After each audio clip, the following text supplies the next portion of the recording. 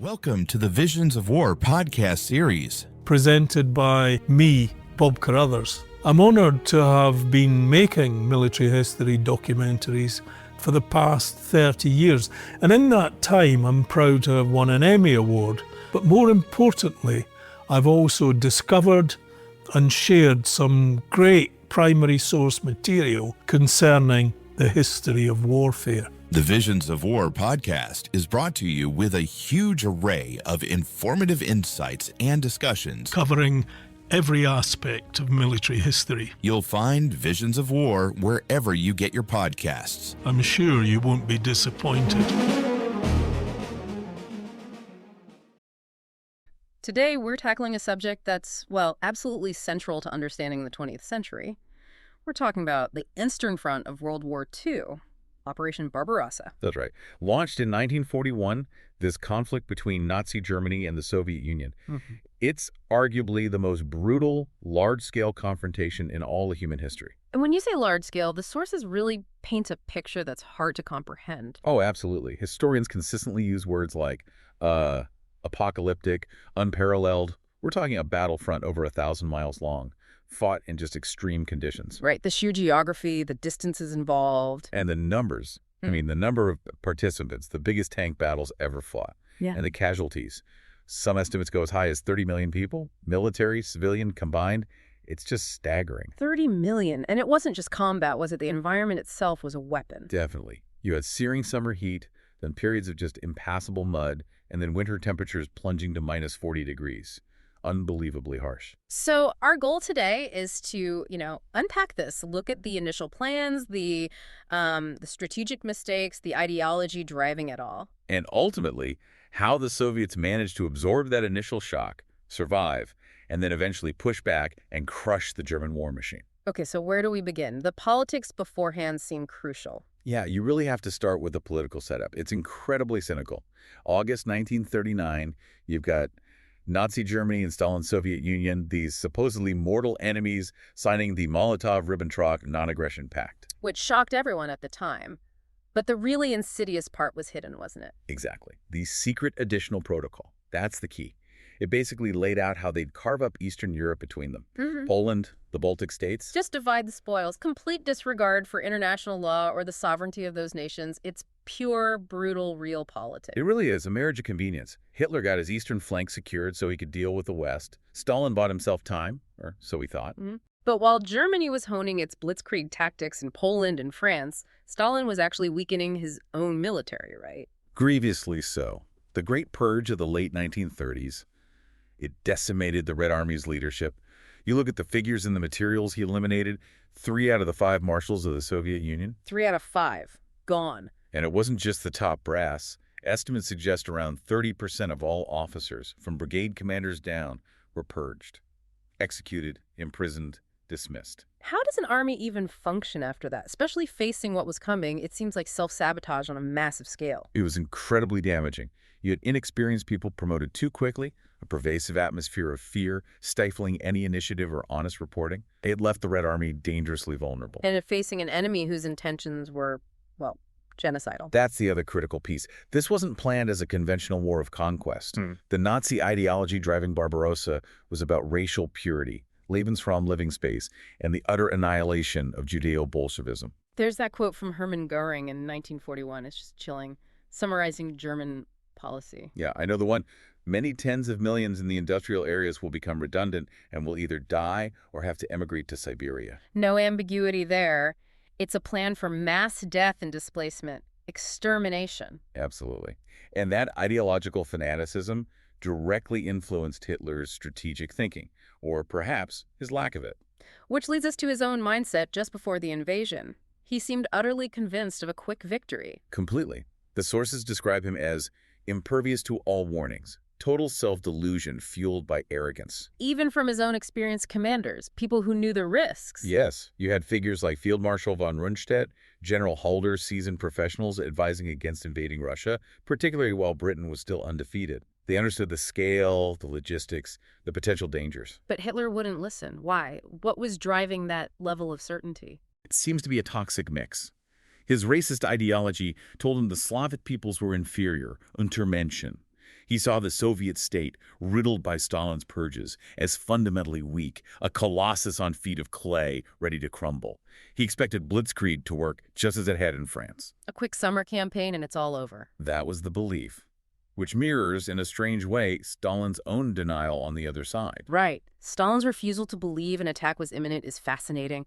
German troops were massing on the border. The intelligence was pouring in. From multiple sources. His own spies, the British.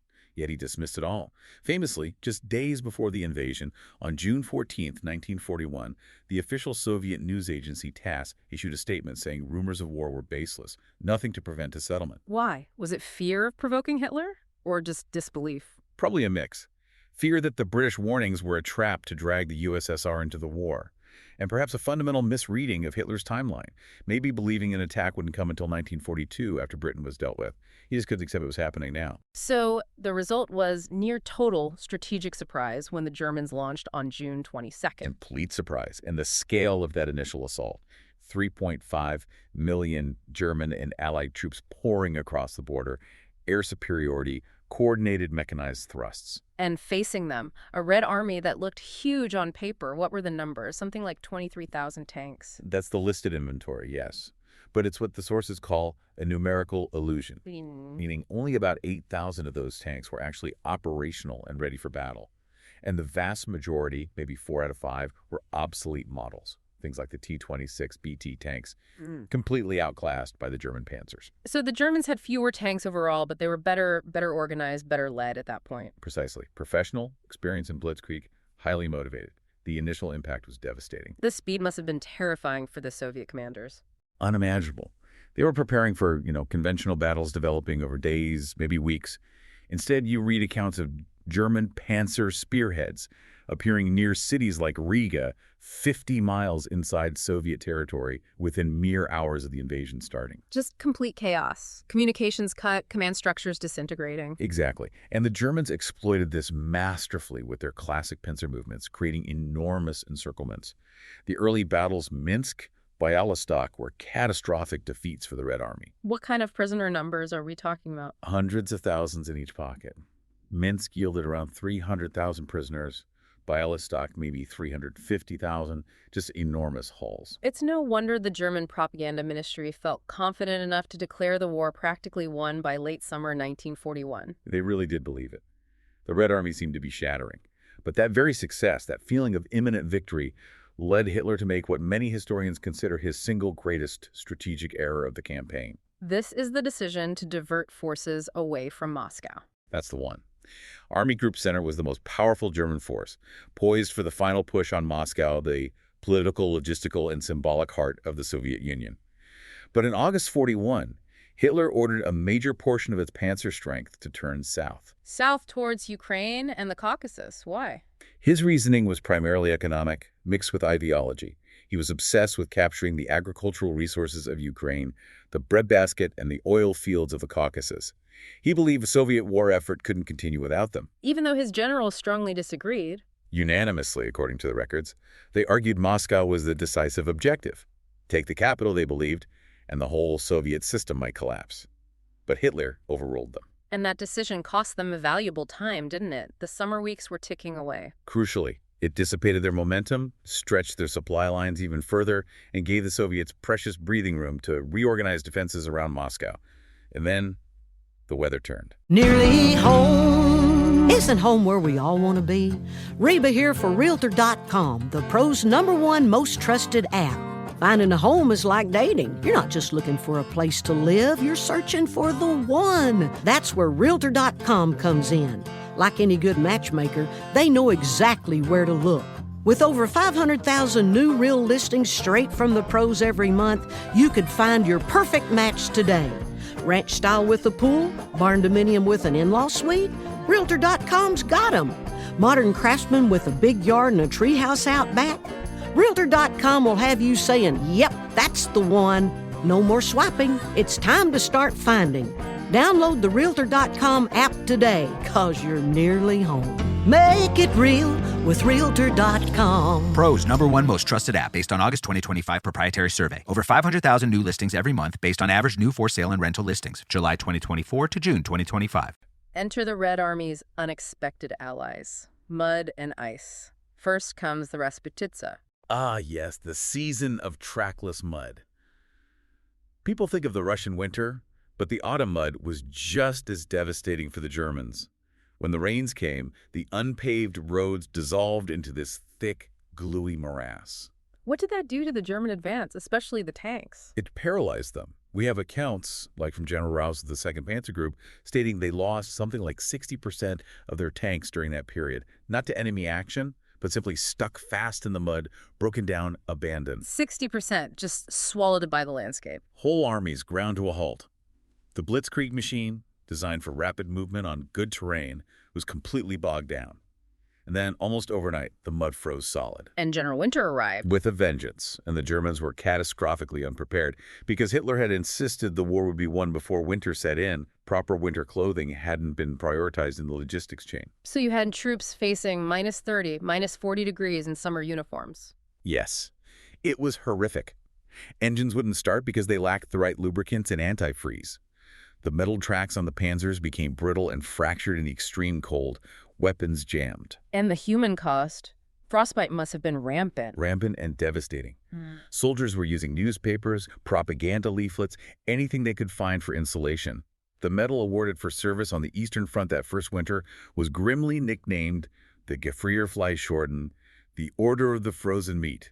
That tells you everything. So the environment is savaging them, and then militarily they start encountering something unexpected too, right? New Soviet tanks? Exactly. Just as the German offensive is stalling in the cold, they run headlong into the T-34 medium tank and the KV-1 heavy tank in significant numbers for the first time. And these were a shock. A massive shock. German tank crews, used to their technical superiority, suddenly found their shells, even from the Panzer V's short-barreled 75mm gun, were literally bouncing off the sloped armor of the T-34. Bouncing off? What could they even do? Initially, very little. It caused panic. They had to resort to desperate measures like calling up the high-velocity 88mm anti-aircraft guns into a direct-fire anti-tank role. That was one of the few things that could reliably knock out a T-34 KV-1 at range. It's interesting, though, that even as German tank design was being challenged, one older piece of German tech remained incredibly effective, psychologically at least. The Stuka. Ah, the Ju-87 Stuka dive bomber. Yes, technically it was becoming obsolete, vulnerable to modern fighters. But on the Eastern Front, especially in the early stages where Soviet air power was weak, it was terrifying. That siren. That siren, the Jericho trumpet, was deliberately designed to induce panic. And its dive bombing accuracy was phenomenal for the time. It became a real symbol of German air power's terror. And they even adapted it later for anti-tank work. They did. The Ju-87G model, the Panzerknacker, or Kanonenvogel, mounted two 37mm cannons under the wings. Flown by aces like Hans Ulrich Rudel, who claimed over 500 tank kills, it became a dedicated tank buster, though still very vulnerable. So, despite facing the Stukas, the winter, the initial defeats, the Soviets didn't collapse. The sources talk about this incredible resilience. Tenacity is the word that comes up again and again. Dogged, often fanatical resistance. German reports mention being surprised by the ferocity of Soviet soldiers, including women serving as infantry or medics fighting to the last bullet. And they used their own landscape and engineering too, didn't they? Fortifications, scorched earth. Absolutely. They fell back on prepared defensive lines like the Stalin Line, deep belts of bunkers, anti-tank ditches, extensive minefields, and critically, they implemented a ruthless scorched earth policy. As the Red Army retreated, they destroyed everything: infrastructure, crops, livestock, denying the advancing Germans any resources or shelter. It made the German logistical problems even worse. This all culminates, really, at Stalingrad. That battle feels like more than just a battle. It's a turning point. Stalingrad is pivotal. Strategically, it controlled the Volga River, a vital artery for supplying Russia. But it also took on immense symbolic importance. Hitler became obsessed with capturing the city bearing his rival's name.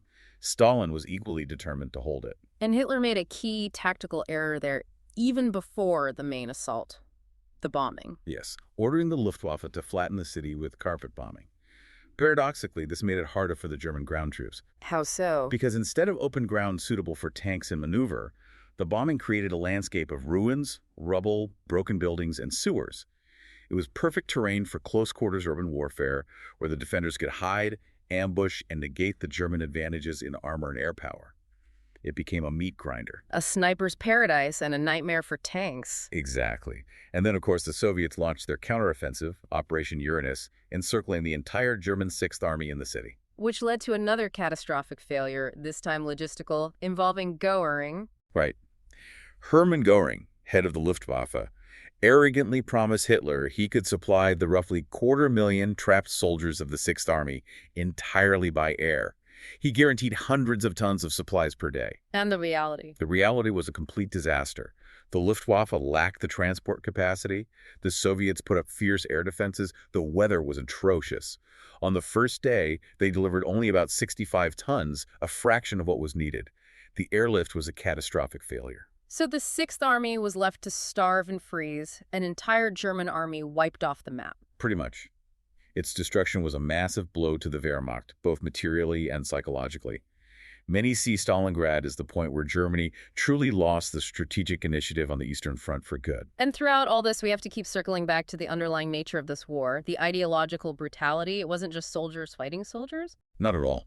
Behind the front lines, the SS Einsatzgruppen, the special mobile killing squads, were operating with impunity. Their primary mission was the systematic murder of perceived enemies of the Reich. Communist officials, partisans, intellectuals, and, above all, Jewish civilians. The scale of these atrocities is almost inconceivable. Babi Yar in Kyiv. Where over 33,000 Jews were murdered in just 2 days. And that was just one incident among countless massacres across occupied Soviet territory. This policy of extermination was central to the Nazi war effort there. Did this brutality have any unintended consequences for the Germans? Absolutely. While intended to terrorize the population into submission, it often had the opposite effect. It fueled hatred, stiffened resistance, drove people to join the increasingly effective partisan movement operating behind German lines. It removed any possibility of winning over segments of the population who might have initially harbored anti-Soviet feelings. It just unified people against the invaders. So pulling it all together, what's the main takeaway from this deep dive into Barbarossa and the Eastern Front? I think it's that the German military machine, incredibly effective in short, sharp campaigns based on maneuver and technology, ultimately broke itself against the realities of the East. Hitler's rigid ideology, his strategic blunders like the Moscow diversion. Coupled with the sheer scale of the theater, the vast distances, the brutal environment. Exactly, and perhaps most importantly, they fundamentally underestimated their opponent. The Soviet Union's ability to absorb unimaginable losses, its vast reserves of manpower, its capacity to relocate industry eastward and outproduce Germany in crucial weapons like tanks. The initial German tactical brilliance just couldn't overcome those fundamental factors in a long war of attrition. No. The Wehrmacht's arrogance met the reality of Soviet resilience and depth. The industrial might eventually shifted, the Red Army learned and adapted, and the sheer willingness to endure suffering on a scale few nations could comprehend proved decisive. It really leaves you thinking about the cost. The Eastern Front showed the horrific consequences when a war isn't just about territory, but about ideology and annihilation. The victory over National Socialism was absolutely necessary, but the price paid, particularly by the peoples of the Soviet Union, was almost beyond measure. It truly was. It forces us to confront the extremes of human conflict and the staggering cost of defeating an ideology bent on extermination.